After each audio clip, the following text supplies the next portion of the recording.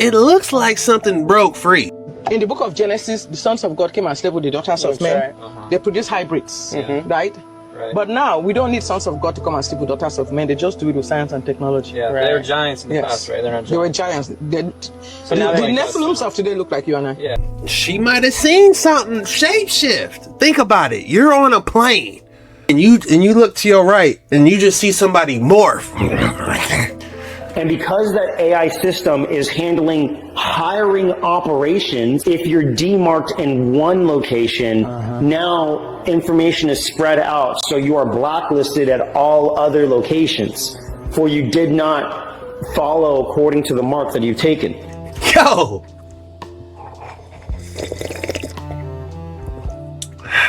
In today's video, we're going to be diving into so many different mysterious and strange TikToks nobody can explain. Hit that like and subscribe button and let's dive in. Hidden in these hills remains of a forgotten experiment. It looks like something broke free. It looks like they were trying to contain a Hulk or something and he got loose.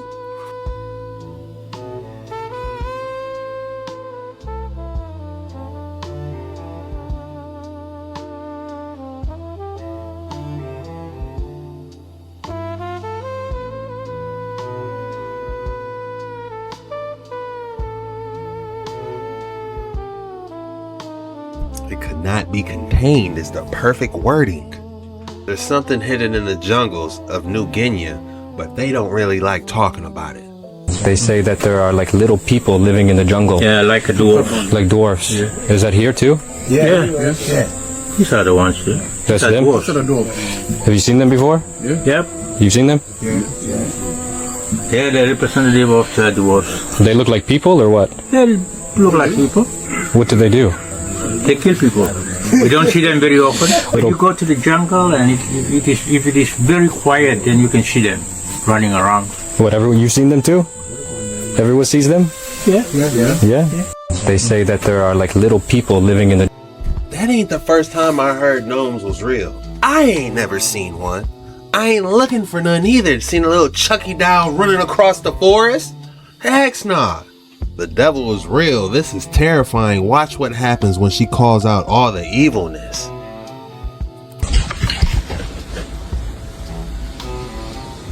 I will not hurt or harm you. None of us will do that. None of us can do that. Please come and stand at the side of me.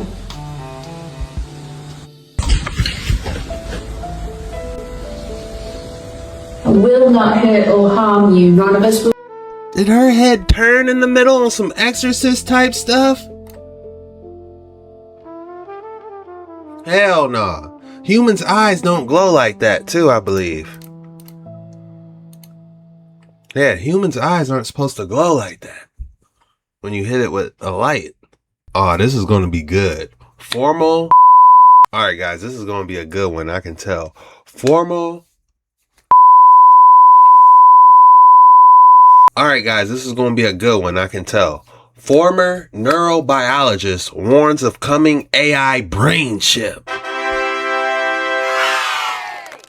AI is going to crash the job economy. Essentially, people will only be able to get a job based on having a earpiece in their ear that tells them step by step what to do. If they do not follow the step-by-step instructions of what to do, they are demarked in the AI system. And because that AI system is handling hiring operations across all jobs in the economy, if you're demarked in one location, now information is spread out, so you are blacklisted at all other locations, for you did not follow according to the mark that you've taken. This crashes the middle class. The mark you have taken? That sounds a lot like the mark of the beast, if I'm not mistaken. Class, because now intellectual work is gone, and menial work is gone too, and therefore the majority of the public is forced to rent their entire life in an AI internment camp. They're not going to say AI internment camp. Of course not. They just say universal basic income facilities for low income people. affordable housing. Everything is ran through a system called the vertebrae. And the vertebrae system is an artificial intelligence system that allows you to run everything in your life by downloading directly into your neural wiring. I'm saying that the cerebellum is where you have a lot of coordinated movements and actions. Okay? And the reason that's important is because this vertebrae system can tap in, replace your nervous system feed, and also replace your muscle coordination. Oh my God. Okay, so in the book, they talk about how people can go and exercise by simply turning on the vertebrae system, shutting out to go watch a movie while their body goes onto a treadmill and trains for the next hour. Okay? They actually talk about this. And you weaponize that. You literally have AI agents literally hunting down whoever. Yeah, super soldier, yeah. That's what I'm trying to say. AI is going to crash. That doesn't sound real. That's scary. God showed her that the Nephilim are already here. In the book of Genesis, the sons of God came and slept with the daughters of men. They produce hybrids, right? But now we don't need sons of God to come and sleep with daughters of men. They just do it with science and technology. Yeah, they were giants in the past, right? They're not giants. They were giants. The Nephilims of today look like you and I. Yeah, that's what I So when the Lord showed me, I practically saw people walking. I see 3 or 4 people walking. Some will be demons, the other ones will be humans, and the humans didn't realize it. They'll be swimming in the swimming pool in a hotel. Some will be mermaids, and others are humans. And the humans did not realize that the other ones were mermaids. They just interacted normally. Why are they interacting with us? Why are they here? Because the devil wants to take over the world. In the book, like I said, why did they come in the book of Genesis? To usurp God's plan. Yes, the devil always. That's insane. These fallen angels, they need a body, dismembered spirits. They need a body to function. And right now, they've given them a body. You know, the Bible says in Revelation 13, verse 14, that he deceived them that are on the earth by means of miracles. The blind will see, the deaf will hear. That's what Elon Musk says. Put a neural link in your brain, the blind will see, the deaf will hear, the lame will walk. I've been saying this for a long time about Elon Musk. All of a sudden, he came out right and said they are doing Jesus-level miracles. Oh, yes, I heard that, yeah. So imagine this. So if the devil wants to operate on the earth maximally, human beings are not reliable. Because a human being is one repentance prayer away from running to Jesus. But what if the devil could deceive human beings to make images of onto the beast? That's what the Bible says. Right. He deceived them that dwell on the earth to make images unto the beast. He had power to give breath to these images, that the images would speak, to give life to the image, that the image would speak, and cause as many as will not worship the image of the beast to be killed. So think about the fact that these clones, the Teslas, those are images of this beast speaking. And they are the ones that are going to enforce the big system. You say, of course, all those that will not worship the beast to be killed. Do you know recently a Wemo in California practically reported some teenagers? I did see that, yeah, the Wemo. Yeah. Oh, yeah, you the teenagers were acting up and the Wemo turned them into the police. That's insane. That is image of the beast already enforcing the beast system. So whether it's a Tesla or whether it's a robot, whether it's the Optimus that Elon Musk is talking about, or it's some refrigerator that talks back to you, is image of the beast giving life. In the book of Genesis, the sons of God came and slept with the daughters of men. You remember that girl on the plane that said he changed and she was tripping? Maybe she wasn't crazy. Let's go back to it for a second. Activate submersible. Let's pull it up. Because you remember the girl on the plane and she was like, man, he changed.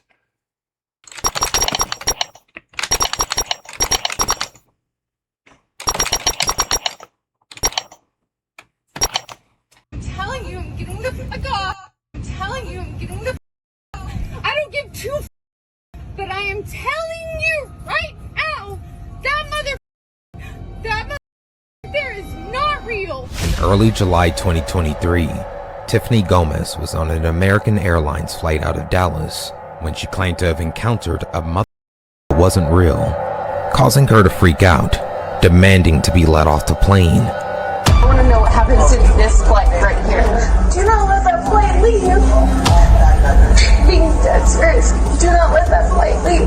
People are curious what exactly you saw. I mean, thanks for asking that, but I have been told I cannot comment on it right now. However, in recent interviews, she claims she didn't see anything, that it was actually an altercation with another person on the plane, even having framed it as a severe personal meltdown.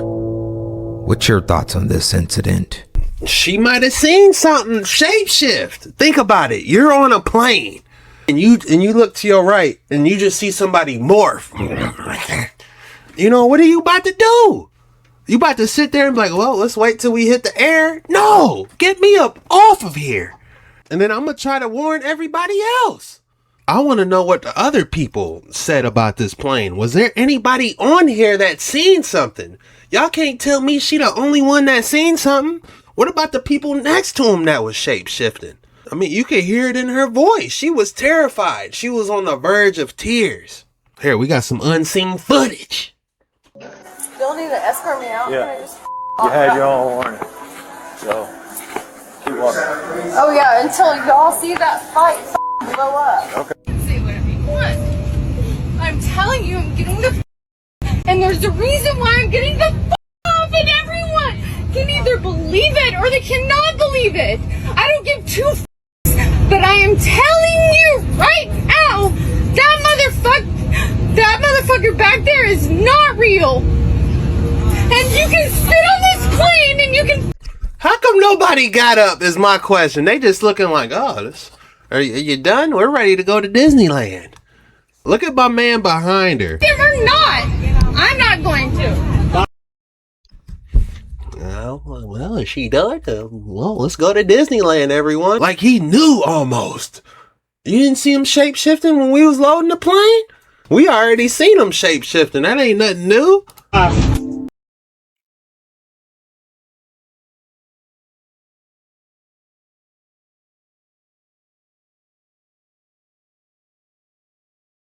Straight out of Men in Black. He blinked one way, then blinked another way. I don't know what this has to do with it, but would you would have believed her? Would you would have been right behind her? Or would you would have just put your headphones back on and put your little pillow behind you and pass out? Let me know in the comments below.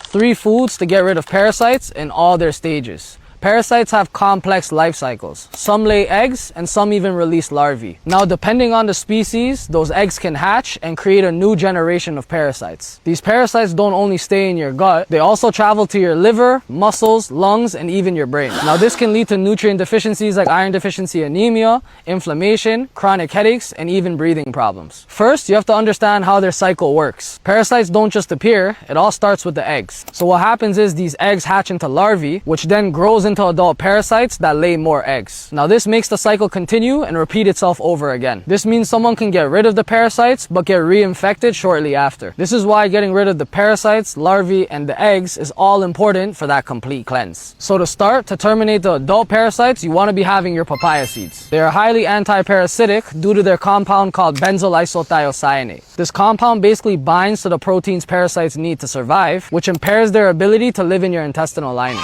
Then it's about getting rid of the parasite larvae. Remember, because larvae haven't fully developed, it's important to interfere with their energy metabolism, which reduces their ability to grow and develop. That's why oregano oil is key for this step. Now this is because a compound called carvacrol in this oil that makes it extremely difficult for the larvae to grow and survive in your body. Then we get to the termination of the eggs. If the eggs were to remain, their life cycle repeats and new parasites develop again, bringing you back to square one. Parasite eggs are one of the most resilient stages in their life cycle due to their protective outer layer. Now this is why you need cloves for that complete cleanse. The primary compound in cloves called eugenol weakens the protective barriers of those eggs and disrupts their internal systems that keep them stable. This isn't just a simple parasite detox, this is a complete cleanse rooted in physiology. Here with me.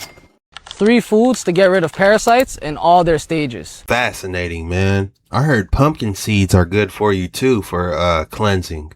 As much fast food and fried chicken I be eating, man, I know I'm overdue for trying to get my life back healthy and straight. But man, it's just them biscuits and honey and that fried chicken I just can't get enough of, man. And then the lettuce, nobody could eat lettuce for the longest time, you know, because they said something was going on with the lettuce. You know, man, it's the vril. That's what's going on here. It's the vril. You know this thing right here? You've probably seen it outside of barbershops your entire life. Red, white, blue, spinning around. And naturally, you probably assume, yeah, that's just the barber symbol. Well, it is now, but originally, this pole represented something more bloodier than a fresh fade. Speaking of fresh fade, your boy did it himself. I could have got me back there, but you know, I be doing it myself, you know, I get better the more I do it. You know what I'm saying? But who's gonna pay $50 for a fade and a lineup, man? That's why I go grab me some clippers and I try to do it myself, you know?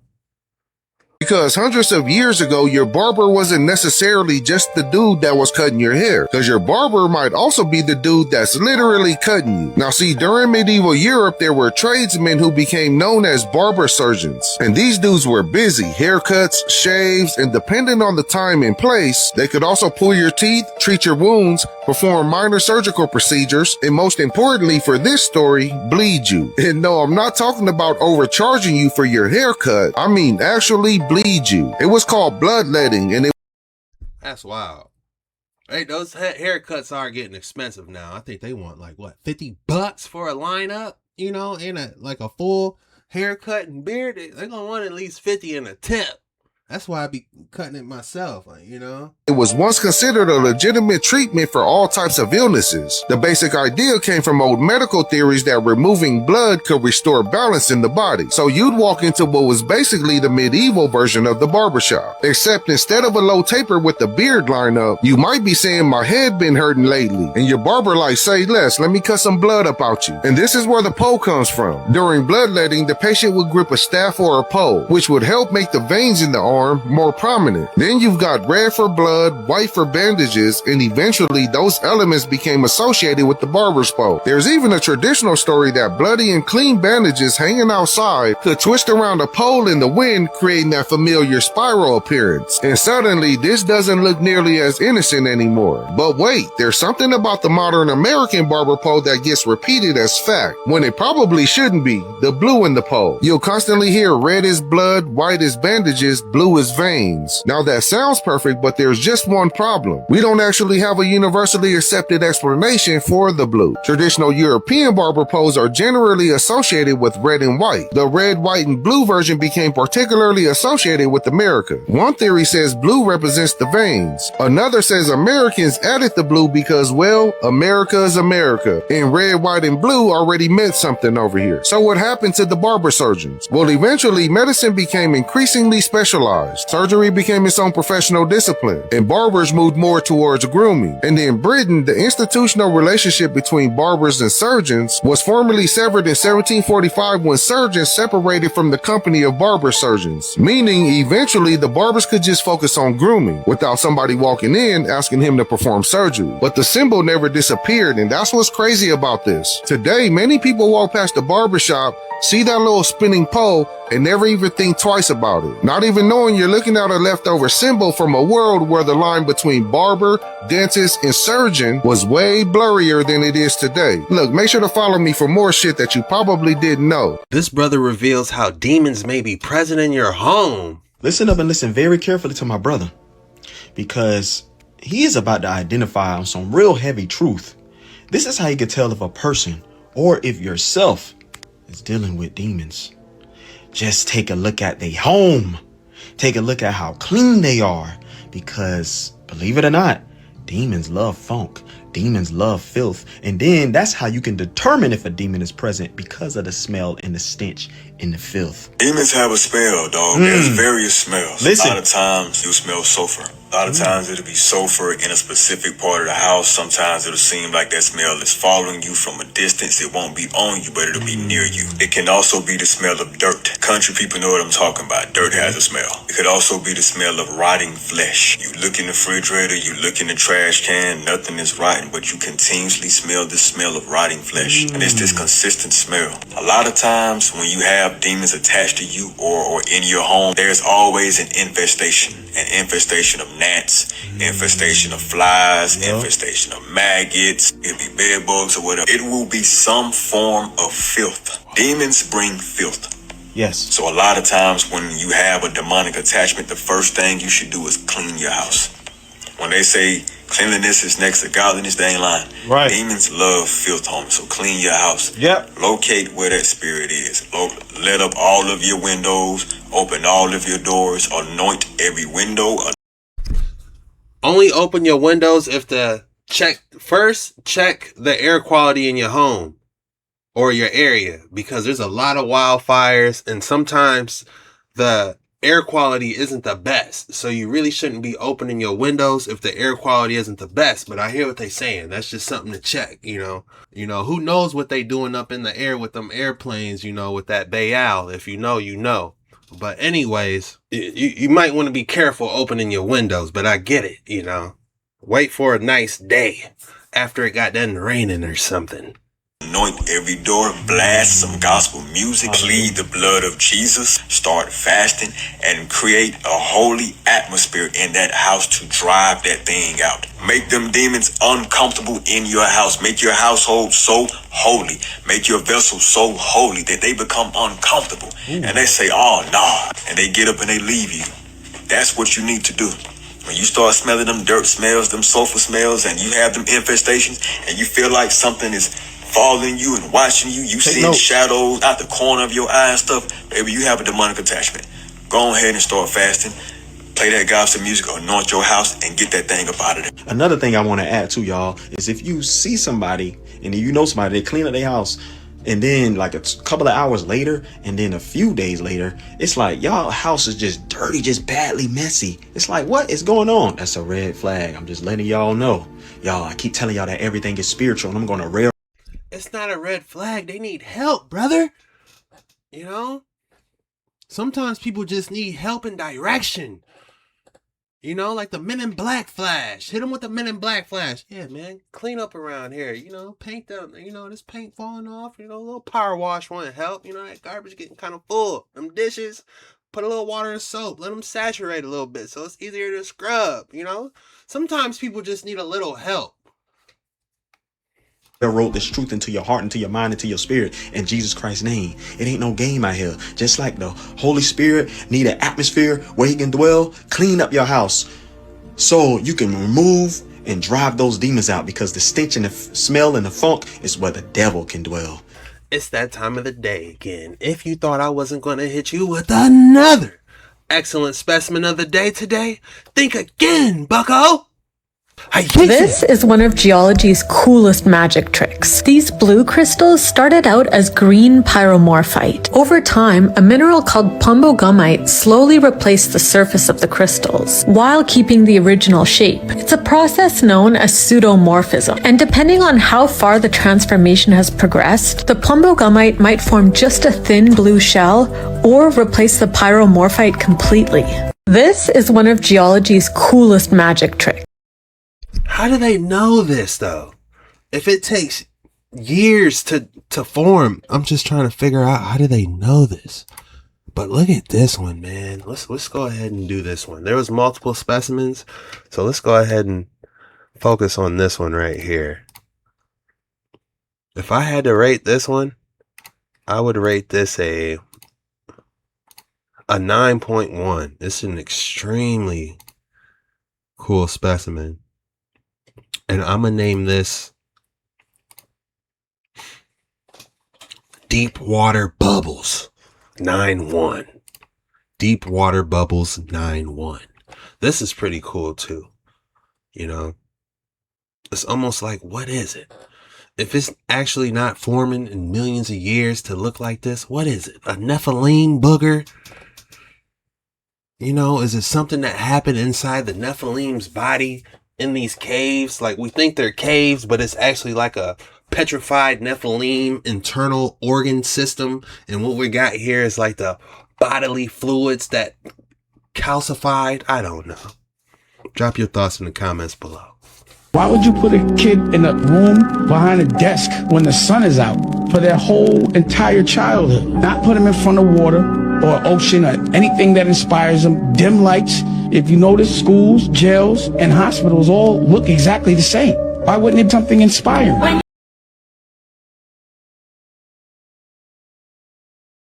This is just me speaking on my public schooling education adventures. K through 12. As much as I got made fun of, jumped, tried to fit in, desperate for friends, backstabbing, was the K through 12 experience really worth it? No! You got bullies. You got parents that really ain't going hard on their kids, that just go to school just to get a free meal and that are using it for daycares. Looking back, I see it now. Was it worth the couple field trips to the zoo, the dairy farm, learning about the Mayflower, trying to fit in where no one shares any type of interest that you do? So do I ask myself, K through 12, was it worth it? No! This is just me speaking from my personal experiences. I'm sure that they have great communities. I'm sure there's great schools where everyone's singing Kumbaya. Some great teachers out there, some great PE, whatever. I'm sure it's out there. But from my personal experience, K through 12, was it worth it? Was it worth all the bullying? Was it worth the getting jumped for no reason?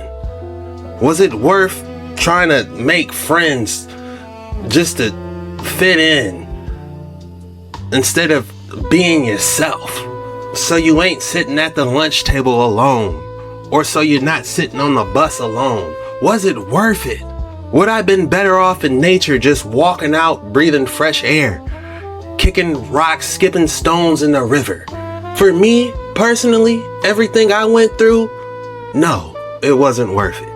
Looking back at every single teacher and staff that I encountered during my public curriculum, was there anyone I could literally trust or run to or say, hey, you know, this happened. I don't think this is right. I need a little bit more help here. Is it really worth it? Is what I ask myself. And I think you all know the answer to that. I feel like you have to sacrifice your innocence if you have to go to a public school, because you're getting this curriculum that they're forcing on you. You're getting all these different kids, no telling what's going on behind school scenes. You know, they could be there just to get a lunch. Their parents could be there just to using the school as a daycare. And you're in this mosh pit, if you will. You know, and it's like, man, do I wish I was outside my entire K through 12 curriculum, skipping rocks, learning about nature? A little bit. I was bullied, jumped for no reason. And looking back at it, I never said nothing to anybody. What teacher, what grown-up do you feel like you can trust that works at the public education schooling system you could turn to? You know, it's just, it's not a fun place. Please, I would rather watch Animal Planet, Discovery Channel for K through 12, you know, and then let me take my high school test at the end, please. Because, you know, trying to fit in, it just was, for some kids, I could see how this could be miserable. If you went to public schooling, put it in the comments. Was it worth it? The only thing I can take away from my public education experience, it was this teacher in 3rd grade named Mr. Stanley. I wasn't even in his class. A couple of y'all remember this. I was in Miss Hood's class. Her name speaks for itself. I told y'all she threw the little girl's stuff away in the trash when she was coloring. If y'all remember a couple episodes back, Miss Hood. But the only good thing I can remember was Mr. Stanley, the scuba diver. I wasn't even in his class. For all I know, he doesn't even know I existed, which he probably doesn't. Because I was in the opposite class. I remember the first day of school, he came in with his scuba diving tank, snorkelers, seashells, coral reefs. And I remember the kids telling me about, yeah, man, he's a scuba diver. They super excited. I'm sitting there mad. I got Miss Hood. You know what I'm saying? She throwing away kids' coloring utensils in the trash. You know what I'm saying? No. Kids shouldn't have to go through that. I know I'm not tripping, man. It's just something just seems off about what's going on here. I can only imagine now how bad it is now. You know, with all the new trends, you got the cell phones with the video recording, you know what I'm saying? It's probably taken to another level now. Drop your thoughts in the comments below. What do you think about it? Do you think this is the way to go? Do you think homeschooling's the way? If you can do it, tell me your thoughts below. I love to hear it. You know, if it happened to me, how many other kids did it happen to that were scared, that just didn't speak up? You know, getting bullying or jumped, you know? You know, looking back at it, every time I got jumped, I just was defending myself. I never threw one punch. In my head, I'm just trying to figure out why. You know, hurting other people was never in the cards for me. That never crossed my mind. It was all about how could you make another person happy or laugh. Like, what are you gonna do when it's 5 or 6 different people? You know, I had females 2-3 years older than me. After I got hit, you know, after they hit me, you know, I just sit there and, you know, just hold my eye and just be like, you know, just trying to figure out why. When I never said nothing to him or anything to him, just minding my own business, just existing, trying to make it to 3:45 when the bus gets here so I can go home. And even sometimes it'll happen on the bus on your way home. Man, it wasn't fun, y'all, for your boy. Speaking about old scary structures, look at this. Nothing scarier than still water.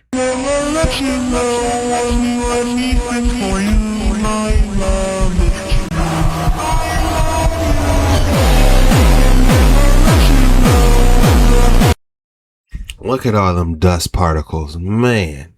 I wonder if there's like a meter you can test to see how bad it actually is. Dip it in the water and test the air. That's why I don't like exploring abandoned places, because of this right here. I'd be nervous going into a cave or doing one of them catacomb tours, you know? What's the oxygen levels down there? How safe is it to breathe all that in? But that's all we got for today's video. If you enjoyed this one, go ahead and hit that like and subscribe button. It's the best way to support your boy. And go ahead and drop the code word in the comments below. The code word for today is education. Go ahead and drop education in the comments below. When you do that, that lets me know you're a real one. You made it all the way to the end of the video and you really rock with your boy. And I just want to say thank you from the bottom of my heart. I love you guys. We have a lot of exciting stuff coming soon, and I can't wait to share it with you all. And we're in the last stages, man. Your boy's done. I'll tell you guys right now, the website's done. We just testing some things out, making sure it's finalized, and yeah, we on to the next phase, the next arc of Jet Ski Chuck and Dark Waters 9, if you will. Till then, see you soon.